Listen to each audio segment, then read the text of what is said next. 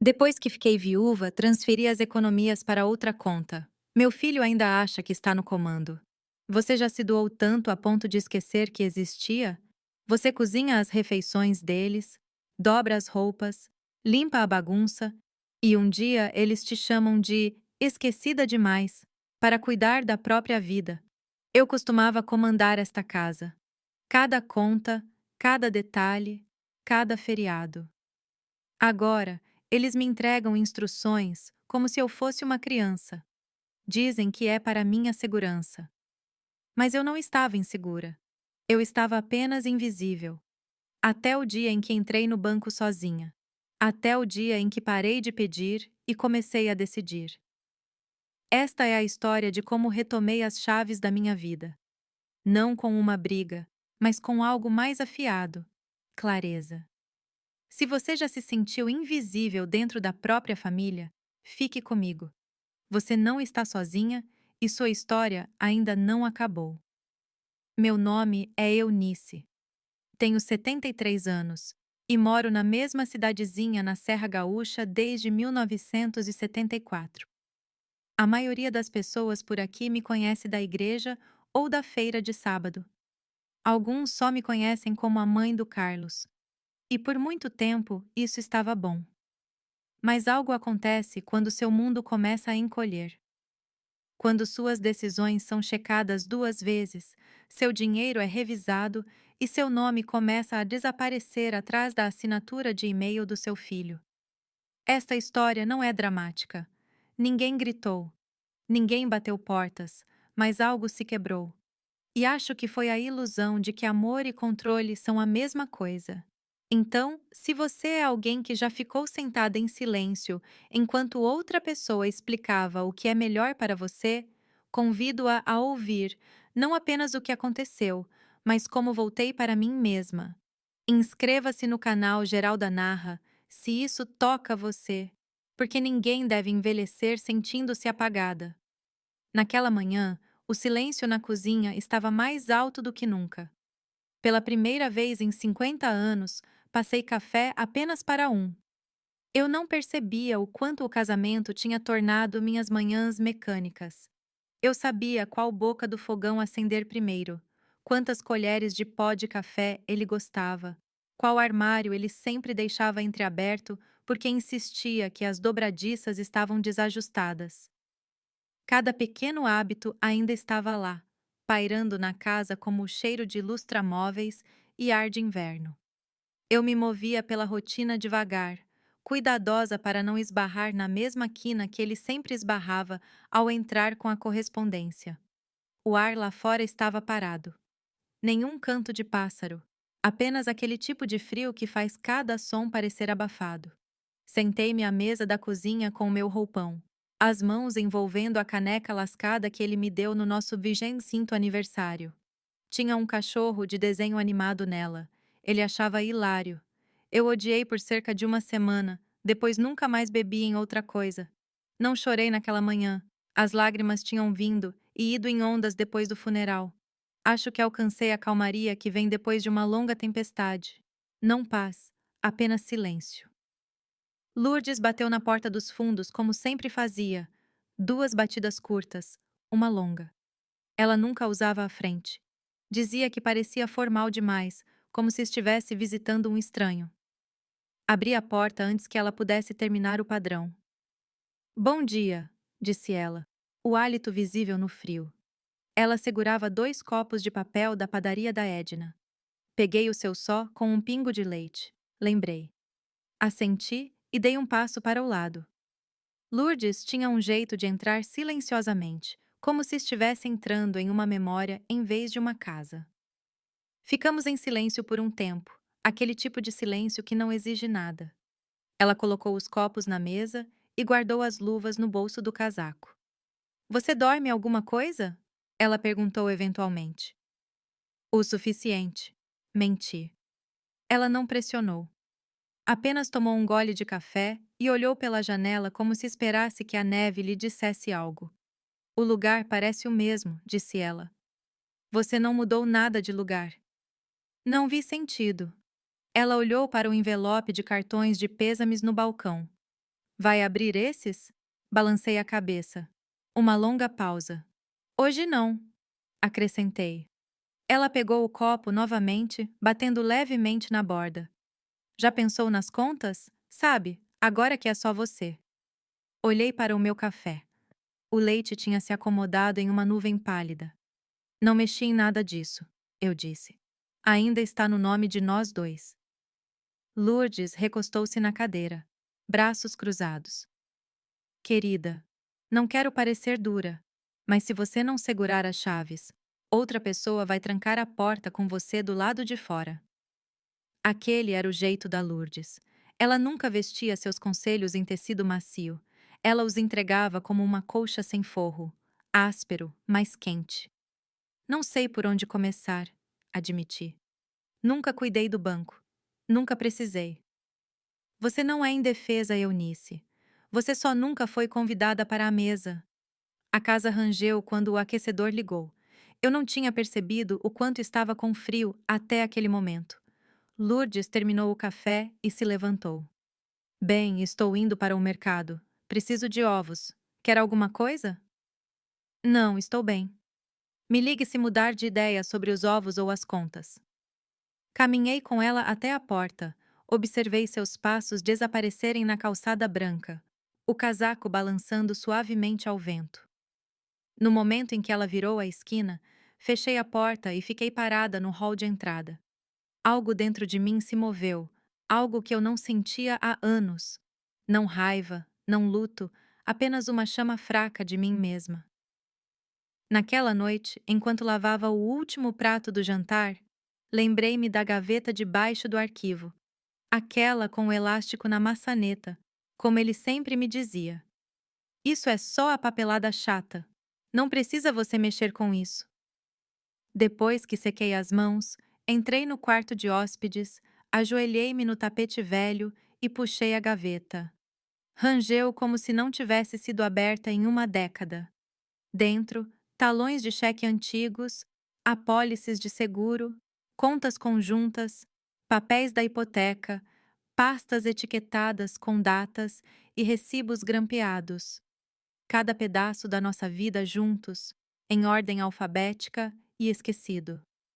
Sentei no chão por um longo tempo, o frio penetrando pelos meus chinelos. Eu não tinha certeza do que estava procurando. Talvez uma prova de que eu não tinha imaginado tudo aquilo. A confiança, a estrutura, a crença de que outra pessoa sempre sabia o que era melhor.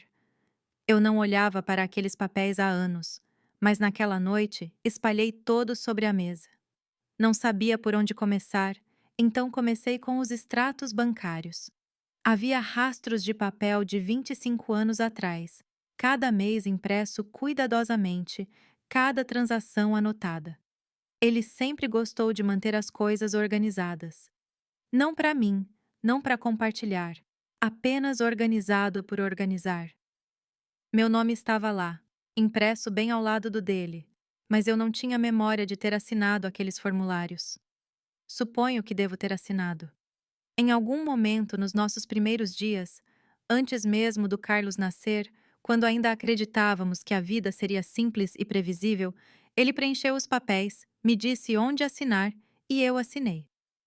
A maioria dos saldos não mudava há anos, o dinheiro apenas ficava lá, sem saques, sem transferências, apenas acumulação silenciosa. Como se ele tivesse se preparado para algo, mas nunca me disse o quê.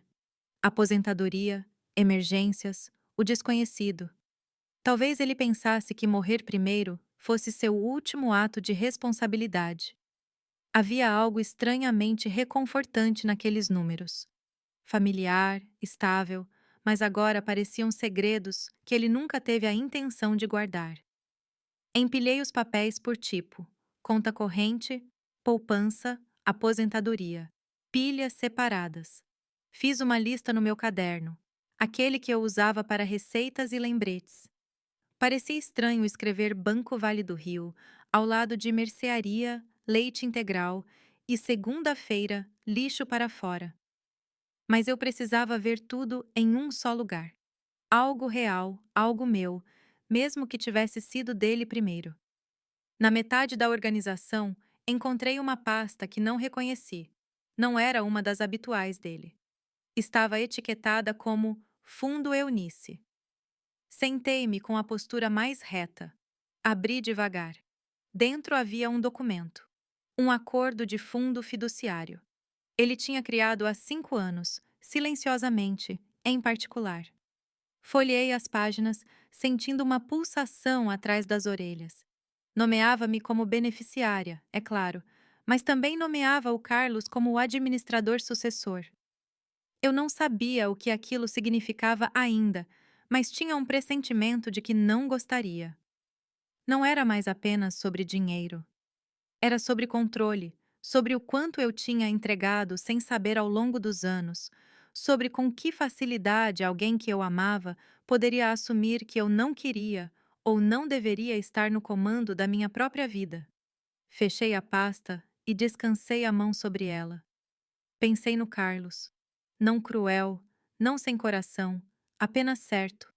Certo de que ele deveria liderar, certo de que eu deveria seguir.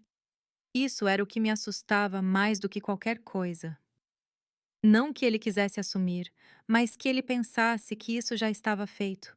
Mais tarde naquela noite, fiz uma xícara de chá e fiquei na janela dos fundos. A neve caía novamente, suave e silenciosa, aquele tipo que fazia a cidade inteira se calar. Carlos tinha ligado no dia anterior, deixado um recado na caixa postal. Oi, mãe. Vou passar aí no domingo. Podemos repassar tudo. Coisas do banco, escritura da casa, talvez falar sobre vender o terreno lateral. Provavelmente é muita coisa para você agora. Ele disse gentilmente, como sempre fazia, como um filho que acha que está fazendo a coisa certa. Eu não liguei de volta.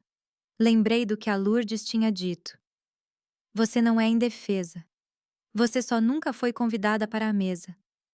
E percebi que ela estava certa. Eu não tinha sido convidada, mas talvez fosse hora de eu puxar uma cadeira. De qualquer forma, esse pensamento ficou comigo enquanto eu limpava a mesa, empilhava os documentos e colocava a pasta do fundo de volta na gaveta. Desta vez no topo, não escondida. Lavei a caneca com o cachorro de desenho, sequei cuidadosamente e coloquei de volta no armário virada para frente. Eu não olhava para aqueles papéis há anos, mas naquela noite espalhei todos sobre a mesa. Fiquei sentada lá um longo tempo depois que a mesa estava coberta de papel. Era uma coisa estranha olhar para a arquitetura de uma vida. Não as pessoas, não as fotografias, não as memórias, mas a infraestrutura. Os livros caixa, os números, as anotações escritas nas margens, os pequenos lembretes que ele deixava para si mesmo. Transferir dos M10 para o gás. Não esquecer o CDB de dezembro. Ele tinha escrito em tinta azul, sempre em caixa alta. Eu costumava provocá-lo por isso. Dizia que parecia que ele estava gritando com o banco. Ele sorria e dizia: Bem, às vezes você tem que gritar. Agora, a caligrafia parecia uma impressão digital pressionada em cada folha. Era estranhamente terno, estranhamente íntimo. Tracei uma das notas com meu dedo e me perguntei se ele imaginou que eu estaria lendo aquilo sozinha. A fornalha ligou novamente. Aquele velho chocalho, o mesmo que o deixava louco todo o inverno e que ele nunca arrumava tempo para consertar. Pensei nas centenas de coisas assim, pequenas tarefas, inacabadas, despercebidas, mas de alguma forma sustentando o ritmo dos nossos dias.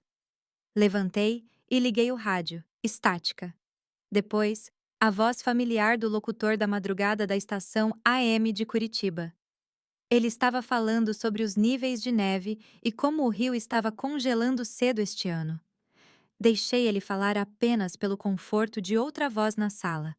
Eu não estava pronta para o silêncio de novo. Ainda havia tanto que eu não sabia sobre contas, sobre formulários legais, sobre o que qualquer coisa daquilo significava. Mas eu não sentia medo, apenas inacabada, como se tivesse entrado em um quarto que estava trancado há anos. E agora eu estava finalmente acendendo as luzes. Dobrei os papéis ordenadamente, agrupando-os por tipo, e depois coloquei de volta em suas pastas. Escrevi para mim mesma uma lista curta. Aprender o que significa administrador fiduciário, ligar para Lourdes, reabastecer filtros de café. Eu não estava fazendo um plano ainda, mas estava me preparando para o que importava. Carlos trouxe seu notebook como se fosse uma maleta cheia de soluções. Tudo o que eu trouxe foi bolo de banana. Ele chamou de visita de verificação, como se eu fosse uma cliente e ele estivesse gerenciando algo oficial. Tina estava com ele, claro. Ela sempre vinha quando ele pedia, mas eu nunca sabia ao certo se ela queria. O casaco dela ainda estava abotoado quando ela se sentou na ponta do sofá. Eu tinha colocado pratos e guardanapos, feito café do jeito que eles gostavam. O dele preto, o dela com uma colher de açúcar. O bolo de banana estava um pouco queimado nas bordas, mas ainda estava quente. Eu não ofereci conselhos nem fiz perguntas. Apenas coloquei o prato entre eles e disse: Ainda é o seu favorito, certo? Carlos não tocou. Ele já tinha aberto o notebook antes mesmo de abrir o zíper do casaco. A tela lançava um brilho azul frio sobre a sala de estar. O aquecedor a gás tilitava atrás de nós, fazendo o seu melhor para manter o frio fora. Então, disse ele, dedos batendo no trackpad. Montei um plano rascunho. Nada complicado, apenas o básico para nos adiantarmos a tudo. A voz dele tinha aquela cadência firme que as pessoas usam em reuniões quando acham que são as mais espertas da sala. Assenti apenas uma vez. Aprendi com anos de comitês da igreja e planejamento de quermesses que, às vezes, a melhor maneira de gerenciar uma conversa é dizer o mínimo possível. Ele clicou através de gráficos de pizza coloridos e tabelas. Isto é o que eu projeto para os próximos 12 meses. Custos fixos, IPTU, contas de consumo. Estamos olhando para um padrão de despesas bastante consistente. Estamos? Perguntei gentilmente. Bem, sim, claro, quero dizer, você e eu. É o seu orçamento, mas pensei em supervisioná-lo para que você não tenha que se estressar. Ele tinha boas intenções, ou pelo menos achava que tinha. Eu podia ouvir a voz da Lourdes no fundo da minha cabeça. Se você não segurar as chaves. Carlos continuou falando sobre consolidar as duas contas correntes em uma. Disse que tornaria mais fácil para nós rastrearmos as coisas. Eu não tinha certeza de quando a mudança aconteceu de mim para nós. Mas estava lá, tecida em suas palavras, suave e presunçosa. Tina finalmente pegou um pedaço de bolo de banana, quebrou um canto e colocou de volta no guardanapo. Seus olhos ficaram no tapete. Ela não disse nada, não encontrou os meus. Isso me disse mais do que qualquer palavra poderia. Carlos clicou novamente. Também verifiquei sobre transferir parte da poupança para um investimento de baixo risco, apenas algo para mantê-la crescendo enquanto fica parada. Agora mesmo, a inflação está basicamente comendo tudo viva. Isso soa eficiente, eu disse, bebericando meu café. Ele pareceu satisfeito. Exatamente. Esse é o ponto. Só precisamos simplificar. Acho que vou pedir para você assinar alguns formulários. Nada urgente, mas posso trazê-los na semana que vem. Sorri e peguei outra fatia de bolo de banana. Você realmente pensou em tudo. Ele recostou-se como um homem que tinha fechado um negócio. É o que o papai teria feito. Assenti novamente, desta vez mais devagar. Depois de mais alguns cliques, ele fechou o notebook com um baque satisfeito. Isso é tudo por enquanto. Enviarei um resumo por e-mail. Ah, e criei uma pasta compartilhada para que possamos rastrear as alterações. Tina se levantou antes dele. Ela limpou as migalhas da saia, ainda sem olhar para cima. Obrigada pelo bolo, disse ela baixinho. Acompanhei-os até a porta. Abracei-a um segundo a mais do que o normal. Ela deixou. Carlos deu um tapinha no meu ombro como se eu fosse um animal de estimação, como se eu devesse estar grata. Somos um bom time, mãe. Eu não disse nada. Quando a porta se fechou atrás deles, fiquei no hall segurando a xícara de café vazia. O aquecedor ligou novamente e a casa rangeu. Aquele som de madeira velha que sempre pareceu lar e de repente não parecia mais. Lavei as canecas e coloquei-as de volta no armário. Tudo foi para onde sempre ia. O lado esquerdo para café, o lado direito para chá. É engraçado quais hábitos ficam mesmo quando as pessoas se vão. Fiquei na pia da cozinha um pouco mais do que precisava. A água tinha ficado morna, mas não me importei. O peso das palavras do Carlos persistia, não porque fossem cruéis, mas porque foram entregues com tanta confiança, como a maneira como um homem pode falar com alguém que está em um buraco, oferecendo uma escada que ele construiu sem perguntar se ela queria sair em primeiro lugar. Não era novo. Não realmente. Aquele tom, aquela certeza, só nunca tinha me incomodado antes. Talvez fosse a voz da Lourdes na minha cabeça de novo. Talvez fosse a gaveta cheia de papéis que eu finalmente ousei tocar.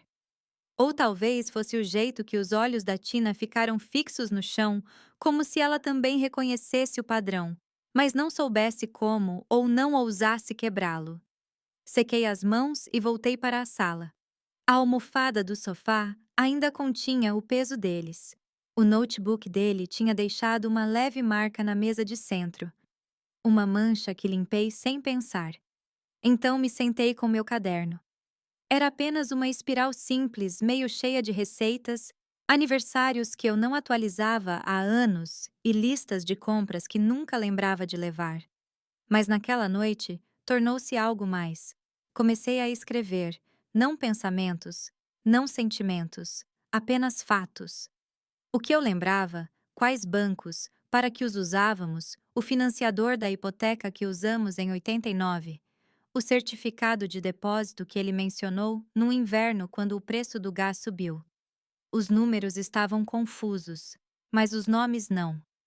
Lembrei-me deles porque os ouvi de passagem, sentada à mesa enquanto ele fazia o imposto de renda ou lendo um aviso que ele jogava na reciclagem sem abrir. Voltei algumas páginas e escrevi em letras maiúsculas: o que eu realmente sei. E então embaixo: o suficiente para começar. A caneta parecia boa na minha mão, firme. Escrevi devagar, não para ser cuidadosa, mas para ser deliberada. Uma ligação veio logo depois das 9, Lourdes. Reconheci o toque que ela me fez atribuir a ela, algum toque de jazz que me irritava, o que claro fazia ela amar mais. Atendi e sentei na beira da cama, enrolando o caderno no colo. Como foi? Ela perguntou. Exatamente como você esperava, eu disse. O Carlos apareceu com gráficos, não foi? Ele tinha categorias. Lourdes riu do jeito que só alguém que criou 2 filhos poderia. Você está bem? Estou, na verdade. Acho que estou pronta. Para quê? Para uma mudança. Houve uma pausa. Então a voz dela suavizou. Escuta, tem um banco local, o Vale do Rio. Eu trabalho lá meio período depois da aposentadoria. Eles têm um serviço para viúvas. Ajuda a gerenciar contas de forma privada. Não passa pela família. Posso te conectar se você quiser. Olhei para o meu caderno, para a lista, nas palavras que eu tinha acabado de escrever. O suficiente para começar. Acho que eu gostaria disso, eu disse. Lourdes não respondeu imediatamente. Então você não precisa fazer tudo de uma vez. Só faça a primeira parte. Ligue para eles. Conversamos por mais alguns minutos, principalmente sobre nada. Então ela disse boa noite e desligou.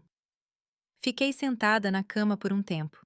O aquecedor tinha desligado e o silêncio retornou, mas não parecia tão pesado quanto antes. Peguei meu telefone e abri o navegador. Encontrei o site do banco, procurei um formulário de contato, depois fechei. Eu não queria escrever, eu queria falar. Disquei o número e esperei. Uma mulher atendeu, brilhante, alegre. O nome dela era Carla. Disse a ela que tinha ficado viúva recentemente e precisava entender quais opções estavam disponíveis para alguém como eu. Ela disse que ficaria feliz em ajudar e que as quintas-feiras eram tranquilas se eu quisesse ir lá. Marquei um horário. Quinta-feira, só eu e os papéis. Depois que eles saíram, notei como as almofadas tinham afundado sob o peso deles. A sala parecia menor de alguma forma, mesmo estando finalmente quieta de novo. Fiquei lá segurando duas canecas vazias e observei a porta da frente muito depois de ter fechado. Não porque eu esperasse que eles voltassem, mas porque eu não estava pronta para retornar à quietude. Havia algo enervante em alguém falar com tanta confiança sobre a sua própria vida, como ver alguém reorganizar os móveis em uma casa onde não mora. Carlos nunca perguntou uma vez como eu me sentia sobre qualquer coisa que ele colocou naquela planilha. Ele não perguntou o que eu queria. Ele assumiu que facilidade era meu objetivo, que simples significava rendição. Talvez essa fosse a parte que doeu. Não os números, não o planejamento, mas a suposição de que eu não tinha mais nada a dizer sobre isso. Voltei para a sala e peguei um dos guardanapos de papel que Carlos tinha usado. Um leve anel de café manchava a borda. Joguei fora lentamente. Então me sentei, não porque estivesse cansada, mas porque precisava ocupar espaço novamente na minha própria casa. O bolo de banana estava intocado no prato. Cortei uma fatia para mim e comi devagar, não por fome, mas por outra coisa, algo mais próximo de reivindicar. Anos atrás, quando Carlos ainda estava no ensino médio, lembrei-me de assar aquele mesmo bolo depois de sua primeira desilusão amorosa. Ele chegou em casa, largou a mochila na porta e não disse nada por horas. Deixei uma fatia no micro-ondas para ele. Sem bilhete, sem sermão, apenas calor. É isso que as mães fazem. Agora ele sentava na mesma casa, um homem feito, me dizendo para onde meu dinheiro deveria ir, como se o calor não importasse mais, apenas a estrutura. Não era culpa dele inteiramente.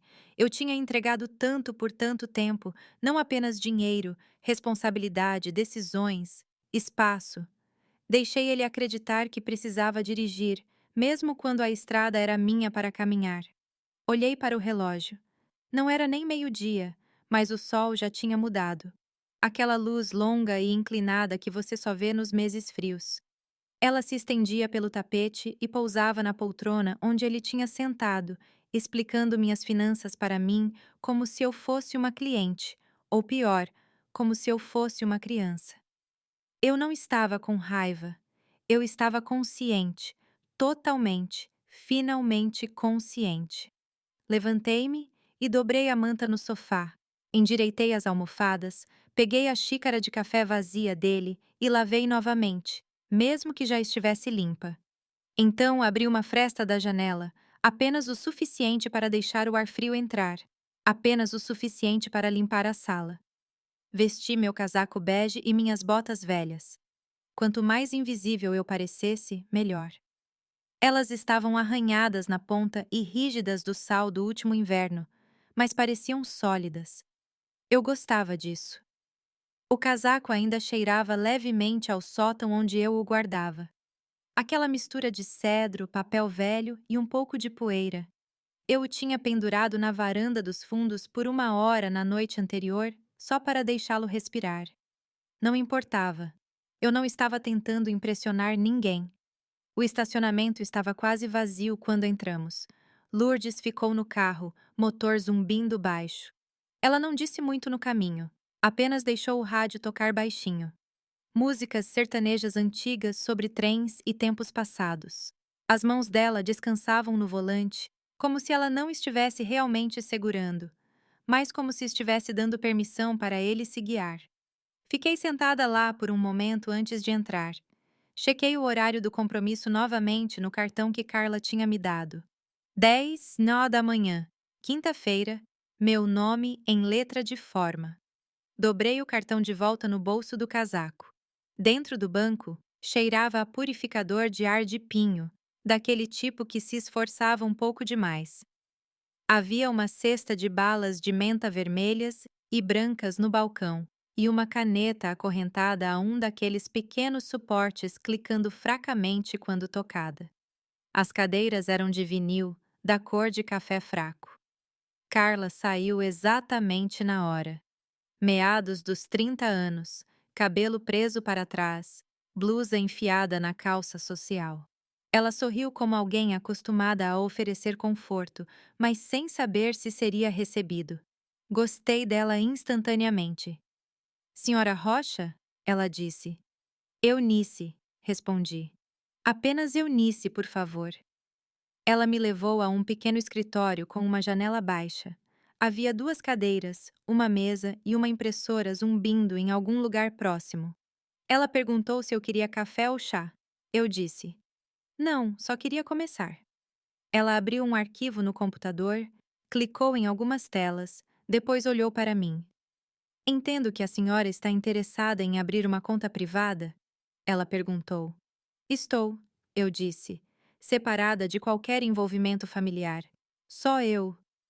Ela piscou, depois sorriu educadamente. Claro, isso é comum hoje em dia. A senhora trouxe seus extratos?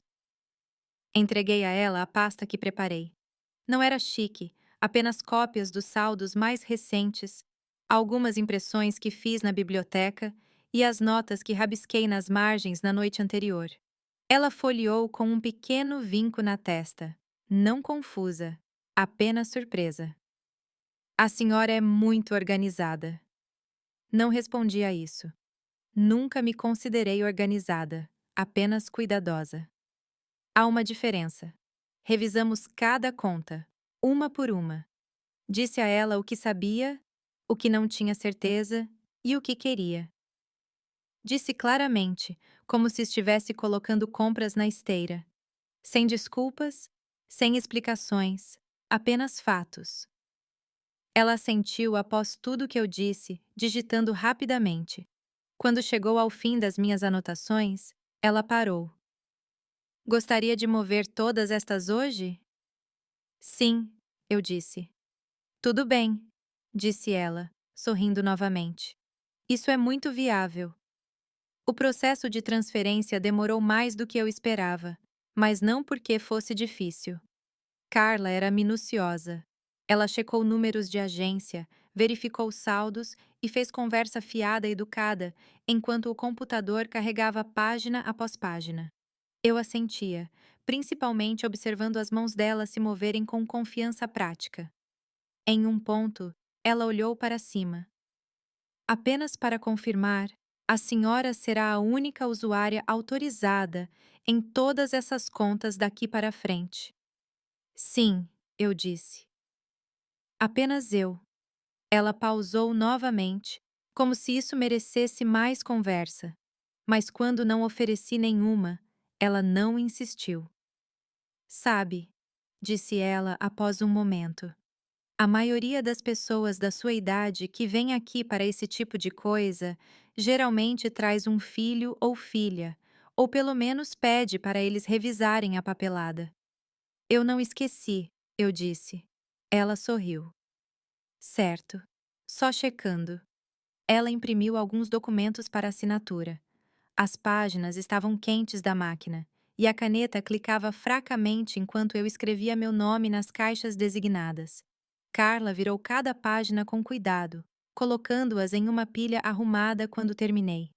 É isso, disse ela. Está tudo pronto. A nova conta está ativa. As transferências estão em processo. A senhora receberá a confirmação pelo correio.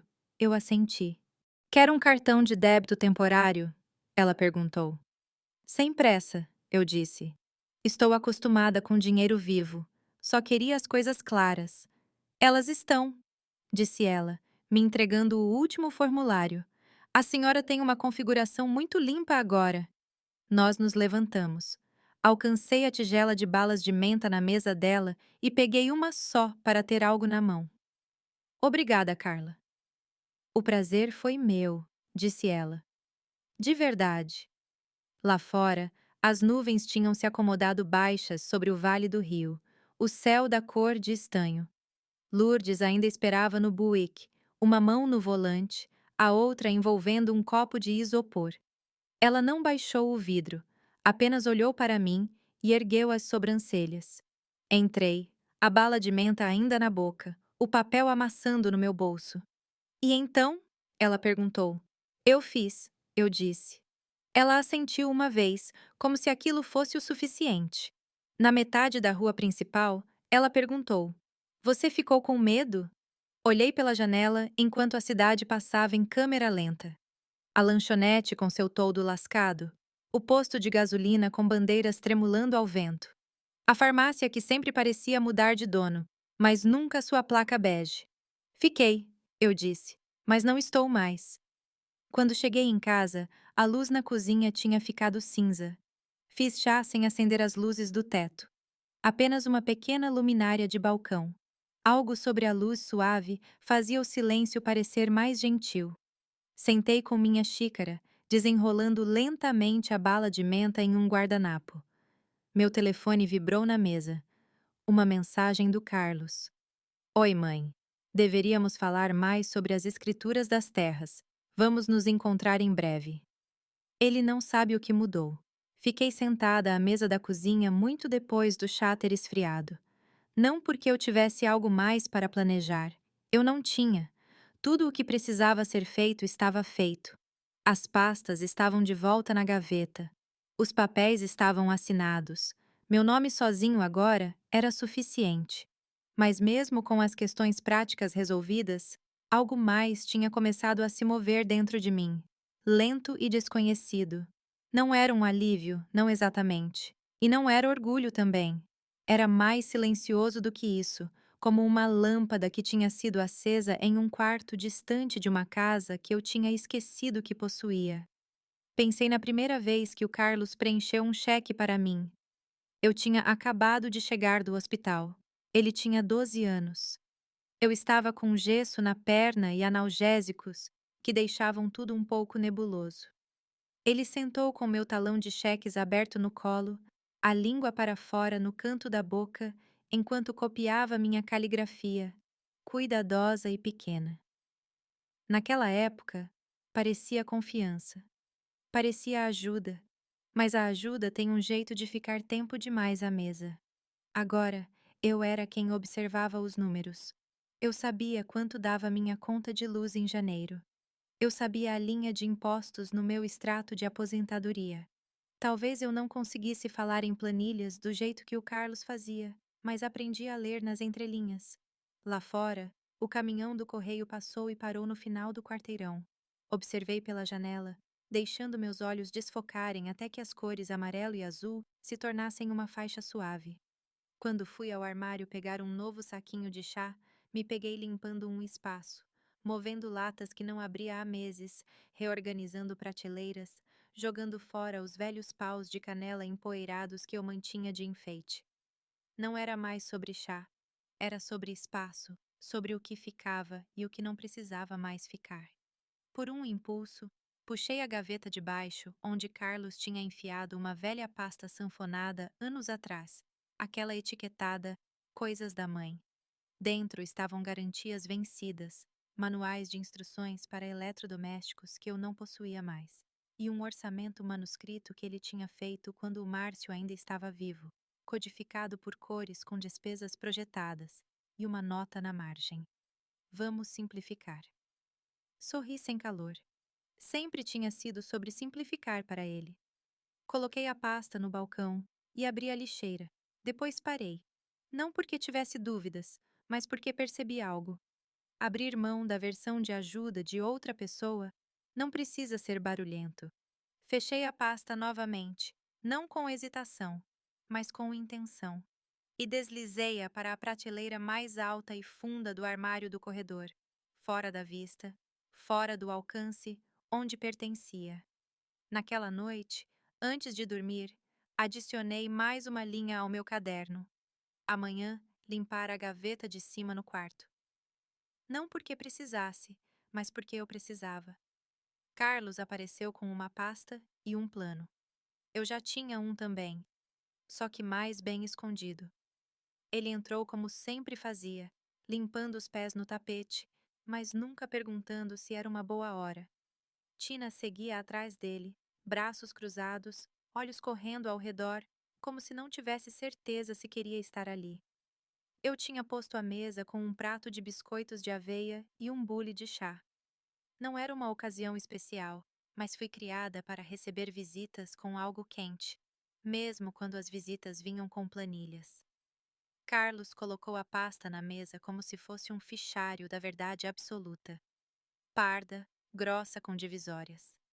Então, estive pensando mais sobre as terras, disse ele, puxando um mapa colorido. Você está sentada em muito valor aqui, mãe. E se agirmos antes do próximo trimestre, há potencial para um retorno sério. Ele nem olhou para a travessa de carne de panela na pia, a chaleira no fogão, o cheiro ainda pairando como se tentasse suavizar algo. Pesquisei algumas firmas que se especializam em lotes rurais. Eles cuidariam de tudo. Venda limpa, sem estresse. Reteríamos uma parte, claro, mas canalizaríamos o resto para um fundo estruturado. Dessa forma, você não precisa se preocupar com impostos ou gestão. Assenti lentamente, como alguém sendo guiada pelos benefícios de um título de clube de férias. É muita coisa para absorver, eu disse. Ele abriu outra página mostrando gráficos de barras. Você não precisa se preocupar com toda a mecânica, mãe. Eu gerenciaria a logística. Tina e eu já conversamos sobre agilizar o processo. Virei-me para Tina. Ela olhou para o colo. Você gostaria de um chá? Perguntei. Por favor, disse ela, a voz mal passando de um sussurro. Carlos não queria chá. Ele queria controle, mas servi uma xícara para ele de qualquer maneira. Sentei-me à frente dele e cruzei as mãos. Deixei ele continuar falando. Ele tinha mais gráficos, mais projeções, mais palavras como liquidar e equity e alavancar o momento atual. Deixei ele ir em frente. Veja, disse ele, isso não é apenas sobre dinheiro. É sobre paz de espírito para você, para nós. É sobre planejamento responsável. Assenti novamente. Depois me levantei. Deixe-me te mostrar uma coisa, eu disse. Caminhei até o balcão da cozinha, onde o envelope pardo esperava, enfiado ordenadamente ao lado da chaleira, não escondido, apenas não convidado. Peguei-o, segurei sem falar por um momento. Quando voltei à mesa, coloquei-o na frente dele. Ele olhou como se pudesse conter fotos antigas ou uma receita, algo benigno. O que é isso? Perguntou ele. Documentos, eu disse. Atualizados. Ele abriu a aba e puxou a primeira página, depois outra. Eu não falei. Observei os olhos dele escanearem os cabeçalhos. Escrituras de propriedade, mudanças de conta. Tudo agora listado apenas sob o meu nome. Sem supervisão conjunta, sem coassinaturas. Ele piscou. Quando isso aconteceu? Semana passada, eu disse. Achei que era hora de aprender a ficar em pé sozinha de novo. Ele não respondeu imediatamente. Colocou os papéis na mesa e alcançou seu chá. Depois mudou de ideia e cruzou as mãos. Tina olhou para mim pela primeira vez desde que chegou. O rosto dela não mostrava choque, mas algo diferente. Curiosidade, talvez, ou a lenta realização de que algo havia mudado. Carlos limpou a garganta. Eu só. Eu não percebi. Achei que estávamos trabalhando nisso juntos. Sorri gentilmente, não para suavizar o momento, mas para mantê-lo firme. Eu sei. Foi isso que tornou fácil para você não perceber o que estava mudando. Ele assentiu lentamente, lábios pressionados juntos, incerto de seu próximo movimento. Batucou um dedo contra a pasta como se tentasse invocar a frase certa. Eu conhecia aquele olhar. Márcio também tinha quando algo não saía do jeito que ele havia mapeado no papel. Acho que só pensei. Carlos começou, depois parou. Ele olhou para Tina como se ela pudesse lhe oferecer uma corda de salvamento, mas ela não o fez. Em vez disso, ela pegou sua xícara de chá, segurou-a perto do peito e me estudou. Você está brava? Carlos finalmente perguntou. Não, eu disse com uma calma que até me surpreendeu. Não brava, apenas cansei de esperar. Pelo quê? De ser perguntada. Aquilo aterrissou mais forte do que eu esperava. Ele piscou algumas vezes, como se algo ardesse atrás dos olhos, mas eu não pressionei. Eu não precisava. O silêncio se instalou ao nosso redor como neblina. O aquecedor a gás clicou ao fundo. Lá fora, as árvores balançavam contra um pálido céu de inverno. Galhos quebradiços batendo no vidro com pequenos lembretes de que o mundo continuava independentemente dos planos de qualquer um. Levantei-me, fui até a pia e comecei a enxaguar as xícaras de chá. Não com pressa, não como uma dispensa, apenas para manter minhas mãos em movimento. Atrás de mim, Carlos exalou. Então, é isso, mãe? Você está assumindo tudo agora? Não, eu disse, ainda de frente para a pia, apenas pegando de volta o que eu entreguei fácil demais. Virei-me para encará-lo novamente. Você teve boas intenções, eu sei disso, mas eu desisti silenciosamente demais. Isso é culpa minha. Ele abriu a boca como se fosse responder, mas Tina falou em vez disso. Acho que é corajoso, disse ela suavemente. A voz dela tremia, mas não quebrou. Fazer isso. Precisa de coragem. Carlos olhou para ela, surpreso, mas não disse nada. A cozinha cheirava a canela e vapor. A carne de panela persistia, não forte, apenas o suficiente para nos lembrar de conforto, de esforço feito sem recompensa. Sequei as xícaras e as devolvi aos ganchos. Carlos levantou-se, pasta na mão, ainda incerto de como deixar essa versão da sala. A versão onde eu não estava olhando para ele buscando instruções. Eu achei que estava ajudando, disse ele finalmente, mais baixo dessa vez. Talvez estivesse, respondi, encontrando os olhos dele. Mas agora eu também estou. Depois que Carlos e Tina saíram, a casa ficou quieta daquele jeito estranho que fica depois que uma conversa deixa o ar pesado. O aquecedor continuou tilitando, firme como respiração, e o chá tinha esfriado na mesa.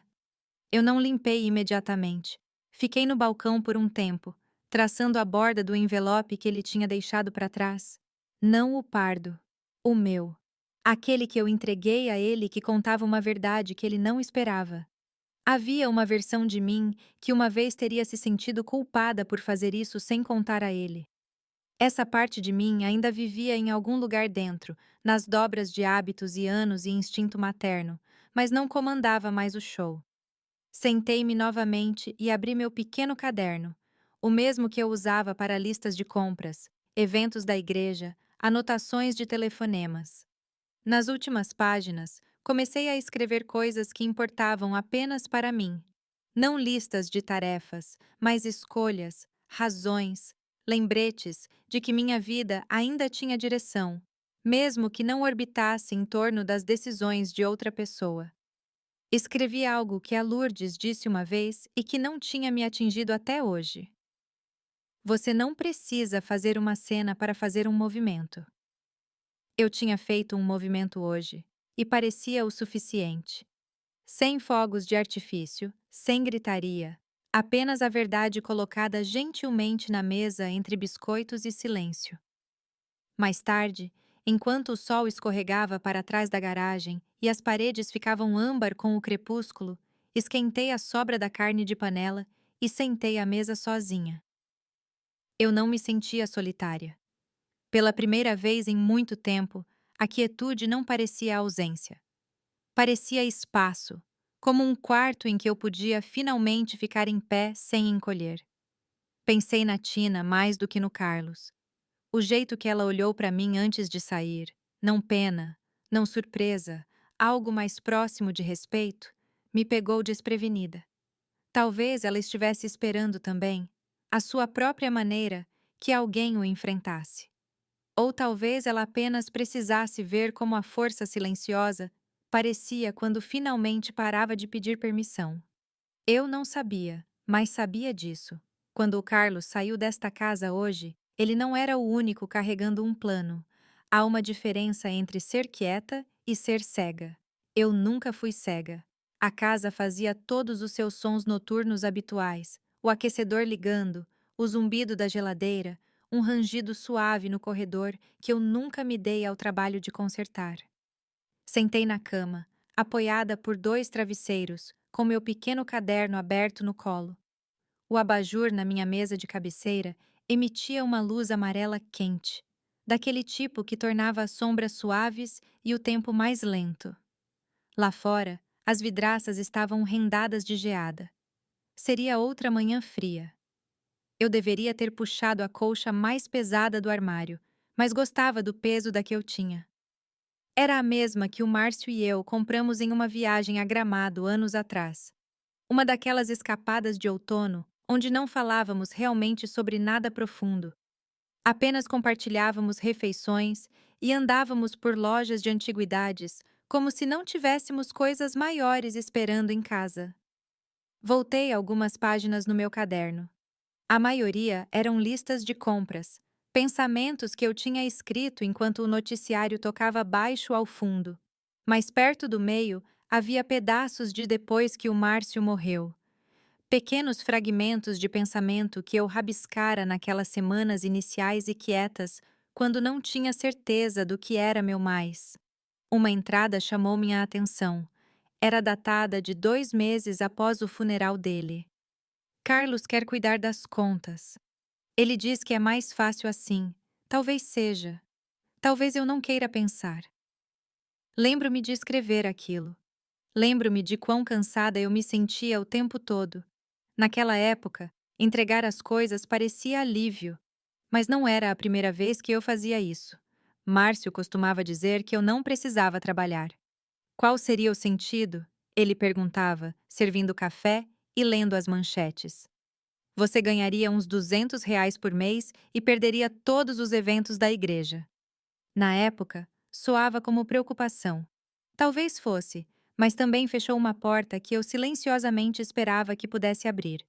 Havia uma boutique na rua principal que me ofereceu meio período uma vez, apenas algumas tardes por semana. Fiquei animada, realmente animada. Mas Márcio sorriu e disse: Não seja boba, estamos indo bem. Eu não discuti, apenas liguei e disse: Obrigada, mas não. Dobrei aquele desejo em um canto de mim mesma e segui em frente. É isso que você faz quando está tentando estar em paz no dia de outra pessoa, mas silêncio não é o mesmo que paz. Eu vejo isso agora. Alcancei a caneca na minha mesa de cabeceira. O chá tinha ficado morno, mas ainda tinha gosto de camomila e mel, reconfortante de uma maneira que eu não percebia que ainda precisava. Meu telefone vibrou suavemente ao lado do abajur. Uma mensagem de texto da Lourdes. Ainda acordada? Acabei de lembrar de uma coisa. Ligue se estiver de pé. Disquei sem pensar. Ela atendeu no primeiro toque. Te acordei? Perguntei. Não, disse ela. Eu estava assistindo a um filme antigo no canal Viva. Você sabe como eles são. Mesmo enredo, cidade diferente. Eu sorri. Ruído de fundo. Exatamente. Uma pausa. Você está bem? Estou escrevendo, eu disse. Sobre antes. Sobre as vezes que eu disse sim quando queria dizer não. Ah, murmurou Lourdes. Isso são muitos anos. São. Houve um tipo de silêncio entre nós. O tipo gentil, que não precisa de preenchimento. Então ela disse: O conselho do bairro tem uma vaga aberta. Não tenho certeza se você se importaria, mas eles precisam de alguém que realmente ouça. Alguém que não acha que o mundo acaba na beira da garagem deles. Eu pisquei. Por que você está me contando isso? Porque você ouviu todo mundo pelos últimos 50 anos. Talvez seja a hora de alguém ouvir você. Não respondi imediatamente. Meus dedos traçaram a borda da página do caderno. Eu tinha acabado de escrever. Aquilo não era uma fraqueza. Aquilo era amor. Mas amor não significa silêncio para sempre. Lourdes não pressionou. Ela nunca pressionava. Só pense sobre isso, acrescentou ela. Boa noite, Eunice. Boa noite. Fiquei sentada lá um pouco mais. O telefone de volta na mesa de cabeceira. O chá agora frio. Então olhei pela janela fosca e disse em voz alta para ninguém em particular: talvez eu aceite. Recostei-me nos travesseiros e fechei o caderno, deixando minhas mãos descansarem em cima dele. Meus dedos ainda estavam quentes de segurar a caneca, e o peso da capa de couro parecia familiar, como algo que eu deveria ter segurado há muito tempo. É estranho quantas coisas deixamos passar pensando que são pequenas. Uma conversa aqui, uma chance perdida ali, mas elas se somam. Elas moldam os cantos da sua vida até que você olha ao redor e percebe que as paredes nunca foram construídas para você. Você apenas as decorou de qualquer maneira. Márcio não era um homem cruel. Ele era apenas certo sobre tudo. Aquela certeza era reconfortante quando eu era jovem e insegura. Fazia a vida parecer ordenada, previsível, mas também não deixava espaço para minha própria dúvida, curiosidade ou perguntas. Não acho que ele jamais teve a intenção de me encolher. Mas essa é a coisa sobre personalidades fortes. Elas nem sempre percebem na frente de quem estão paradas. Lembro-me de uma vez, no início do nosso casamento, fomos a uma festa comunitária da igreja. Eu tinha levado uma cuca de banana e todo mundo pareceu adorar. Uma das senhoras do círculo de mulheres me perguntou se eu tinha pensado em fazer uma coluna de receitas para o boletim. Fiquei lisonjeada, tonta até. Contei ao Márcio no carro. Ele riu, disse: uma coluna de receitas? Você terá mais tempo quando as crianças crescerem. Não vamos nos sobrecarregar agora. Assim, simplesmente, a ideia se foi. E eu a deixei ir. Não porque eu não quisesse, mas porque eu já tinha aprendido que tipos de ideias recebiam o sinal verde. Mas eu não era cega. Eu sabia exatamente o que estava acontecendo, mesmo que não tivesse as palavras para isso na época. Naquela época, chamei de harmonia. Mais tarde, chamei de sobrevivência. Agora chamo apenas do que era. Me colocar em segundo lugar por tanto tempo que esqueci como o primeiro lugar parecia. Levantei-me para reabastecer meu chá. A cozinha estava fria, quieta. Não me incomodei em acender a luz do teto, apenas a pequena sobre o fogão. Ela lançava um brilho suave no balcão, onde a correspondência do dia ainda estava. Classifiquei-a distraidamente, mas meus pensamentos ficaram em outro lugar. Pensei no Carlos e sua pasta, suas planilhas perfeitas, e como ele tinha olhado para mim no outro dia, confuso, como se estivesse me vendo pela primeira vez.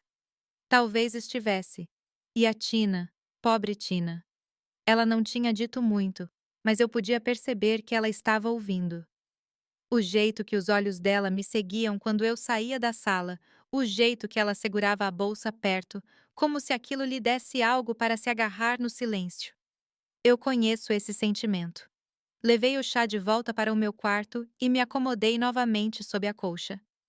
Mais algumas linhas entraram no meu caderno. Meios pensamentos mais do que frases completas.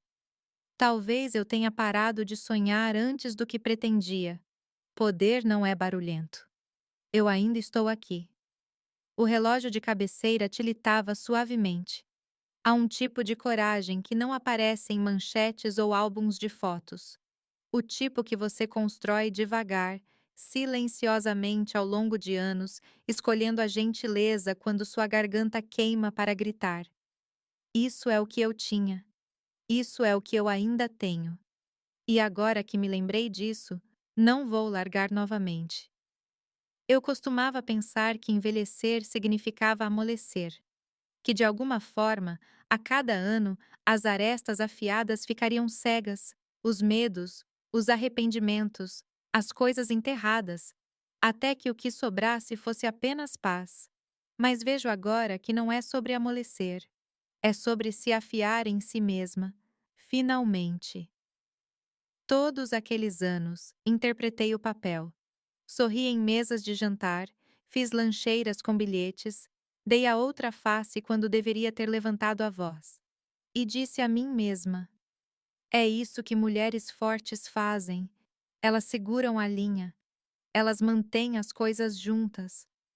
Mas talvez mulheres fortes também deixem a sala quando ela não serve mais. Talvez elas reescrevam as regras quando ninguém está olhando. Estendi a mão e puxei uma foto antiga da gaveta. Era eu aos 23 anos ao lado do Márcio, fora de um posto de gasolina a caminho do lago. Ele tinha o braço ao meu redor, e eu estava meio sorrindo para algo fora do enquadramento. Levei um momento para me reconhecer. Não porque eu parecesse tão diferente, embora parecesse, mas porque lembrei exatamente como me sentia naquele momento. Como uma passageira. Como alguém esperando para ser informada sobre o que viria a seguir. Toquei a borda da foto.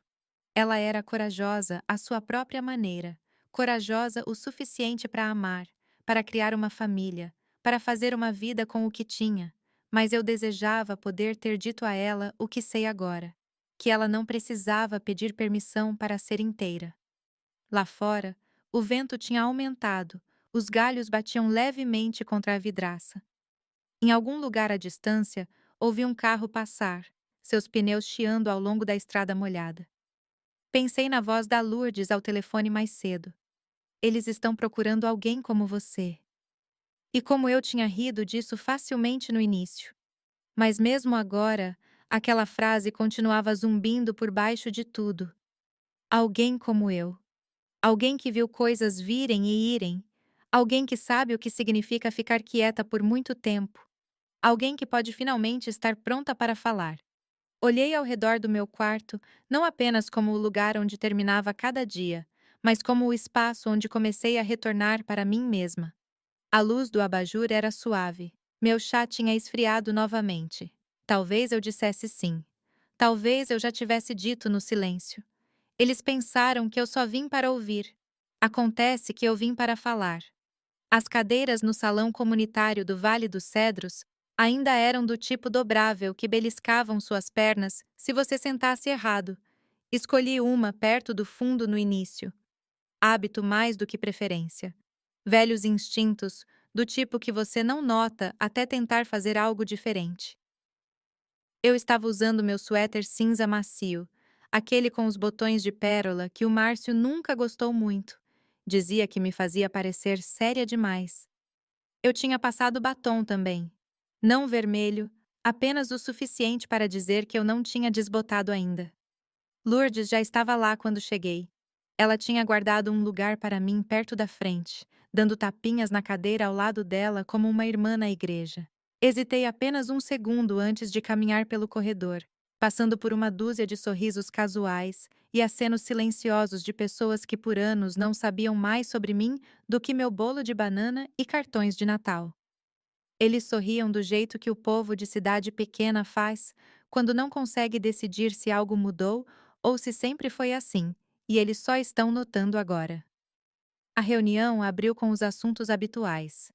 Reparos na iluminação pública, reclamações sobre gramados, uma quermesse que precisava de voluntários. A mulher presidindo a reunião, linda alguma coisa eu acho, limpou a garganta e disse que ainda havia uma vaga aberta no conselho do bairro. Se alguém estiver interessado, acrescentou ela, olhando ao redor como se não esperasse nenhuma mão. Levantei a minha. O silêncio que se seguiu foi educado, não atordoado.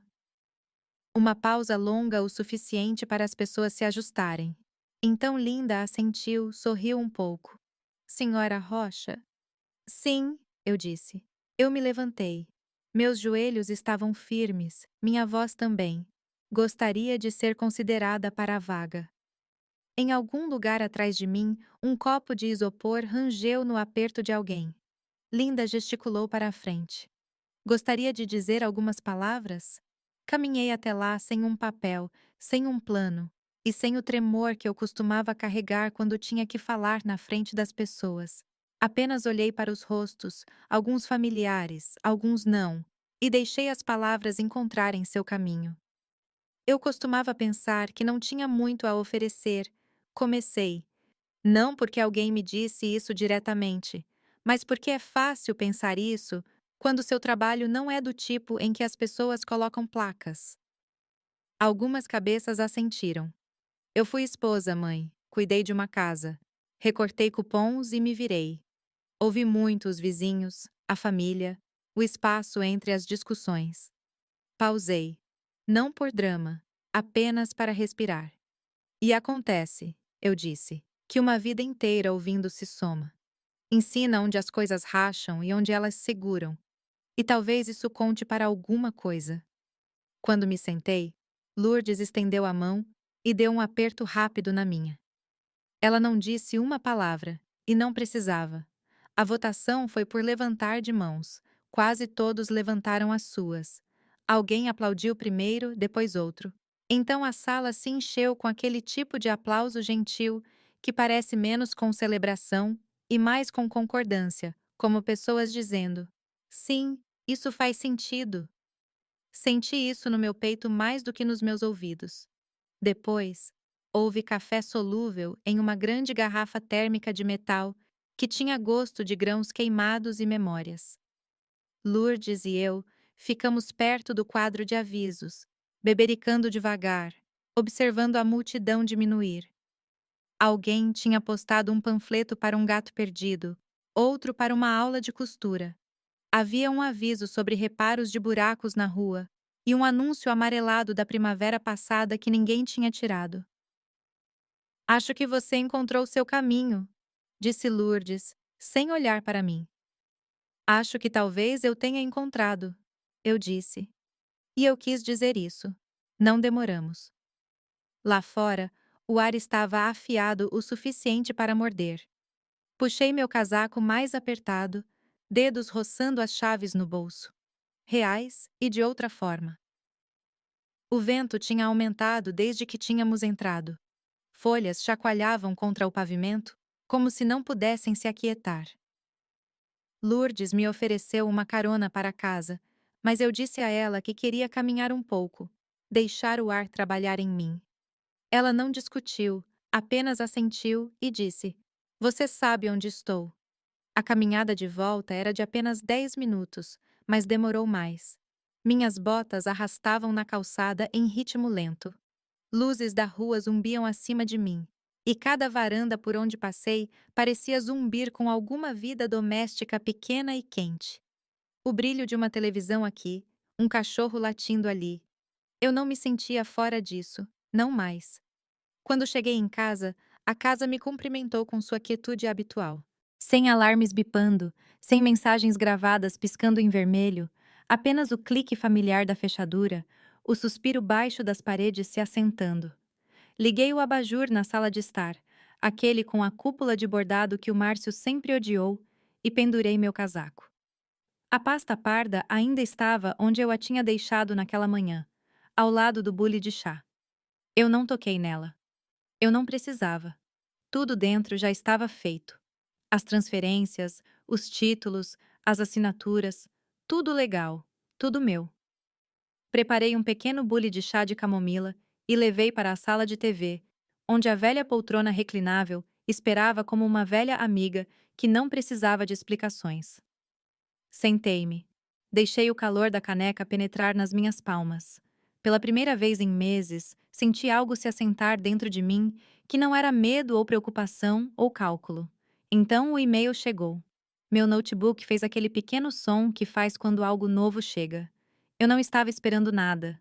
E por um segundo, debati ignorar, mas velhos hábitos.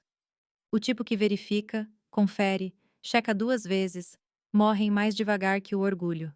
Era do Carlos. A linha de assunto era simples. Desculpe. Eu abri. Mãe, estive pensando muito. Eu não percebi o quanto você estava segurando por todos nós. Sei que cheguei mandando, tentando ajudar e gerenciar as coisas, mas a verdade é que eu não estava vendo você. Eu entendo agora. Pelo menos estou começando a entender. Você sempre fez as coisas parecerem fáceis, e eu confundi isso com simples, mas não é. Nunca foi. Me desculpe. Com amor, Carlos. Li 2 vezes, não porque não acreditasse, mas porque alguma parte de mim precisava sentir as palavras se assentarem. Elas não desfaziam nada. Elas não desculpavam os meses, os anos de decisões tomadas ao meu redor. Não comigo. Mas elas eram algo, e às vezes algo é o suficiente para começar de novo. Não respondi imediatamente. Fechei o notebook suavemente, como se o silêncio que se seguiu valesse a pena manter intacto um pouco mais.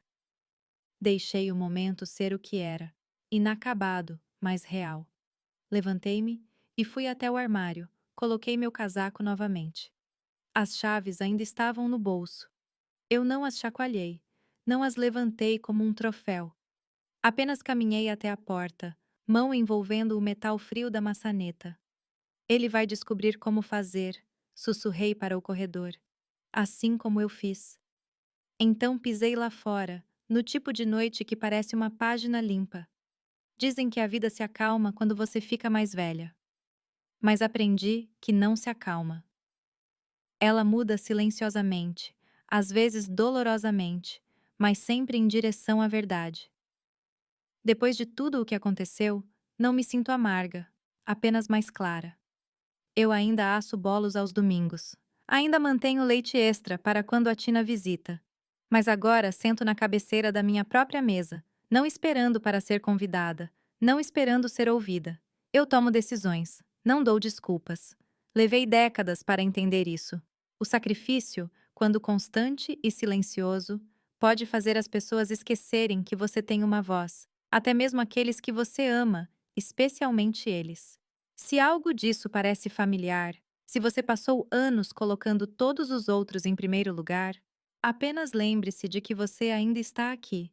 Você ainda importa. E não é tarde demais para segurar suas próprias chaves. Inscreva-se no canal Geralda Narra, se essa história tocar seu coração.